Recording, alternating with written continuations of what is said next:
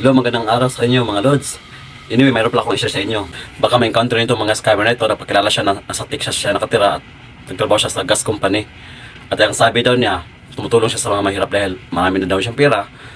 At saka na alam niya ang sitwasyon sa Pilipinas na marami daw mga naghirap kaya marami daw siyang tinutulungan doon.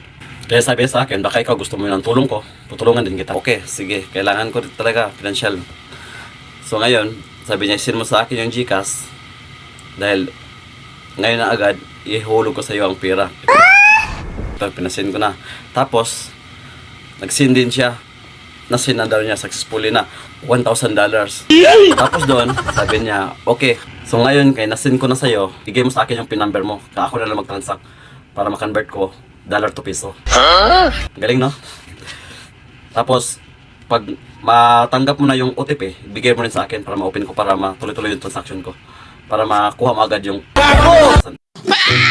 tawa mga lods, humingi siya ng PIN tapos hingi pa din niya ng OTP. Tapos pagkatapos noon, dami pa niyang mga pasakali eh. Nagsisend pa siya ng videos na ito, tutulungan niya mga Pinoy na tinulungan niya. Ewan ko kung makasamahan ba niya to sa scam or ginagamit lang ba niya mga videos na to. Kaya mag-ingat kayo sa mga scammer na to kasi magaling sila mambulam. I-stalk ka niya tapos magkunwari ng foreigner sila. Sabi pa niya, bakit ko mag-scam? Ginagamit pa niya ang pangalan sa Diyos. Nag-alagad ako sa Diyos at saka galit ako sa mga scammer. Putang ina.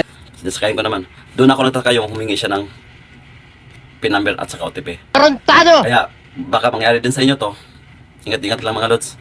Itong mga scammer to, wala silang magawa sa buhay. Di ang manloko para lang sila kumikita. Okay mga lods, hanggang dito lang po. Pakishare na lang po para ma-aware tayong lahat. Thank you. God bless.